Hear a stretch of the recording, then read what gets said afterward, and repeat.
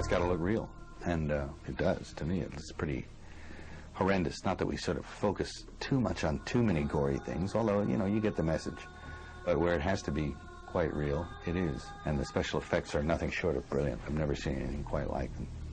You don't know that they're special effects. That's how good they are. You don't know. Jim is not just Jim Caviezel in this movie. There's no one thing that has Jim just being him. He either has a wig, he always has a nose prosthetic on that we apply every single day.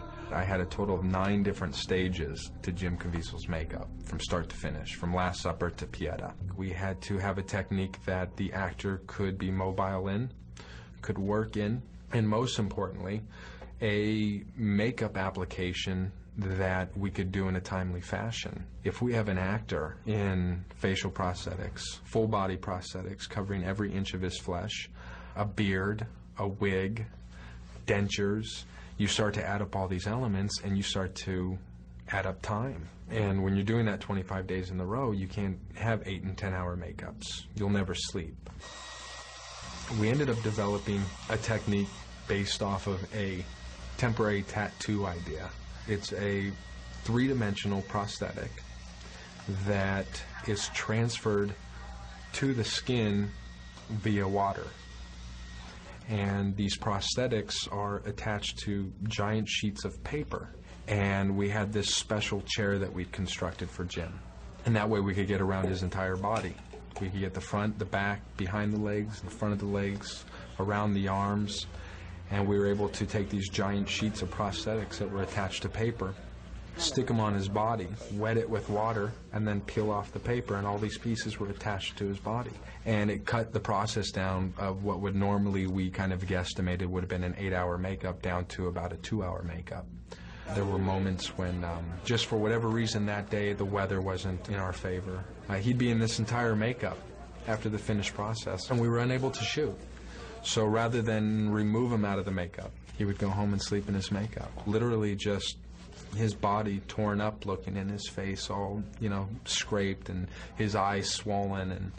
And sure enough, the next day he would come in, everything would be great, and we'd start our day. Those nights were really nice because we actually got more than 2 hours sleep, so that was good. We got this guy, Tony Bertorelli, on the set one day, and he came in late in the picture because he replaced another actor who had to leave. And he was just walking down to the set, smoking a cigarette in his Pharisee outfit, you know, a cup of coffee, cigarette. He's walking down the set, and he bumped into Jim in the parking lot in his full getup, and it stopped him.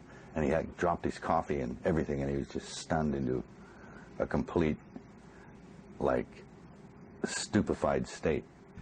And we had to show that. We had to make it sympathetic. I think one of the biggest struggles was trying to make this makeup as real as possible, and at the same time make sure that there was still a human element, something that the audience could connect to.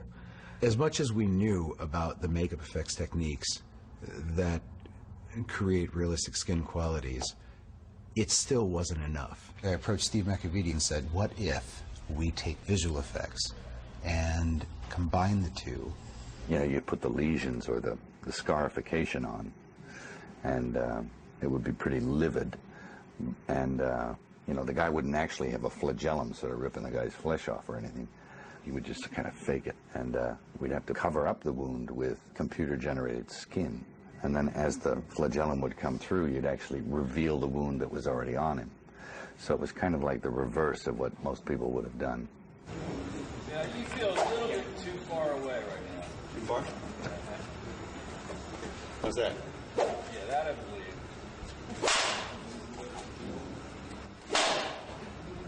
Is that good? You can control it. It's pretty good.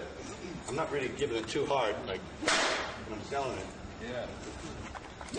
The actors were always just holding this much of a whip. Never even came close to him with the leather straps or the talons that were on the end.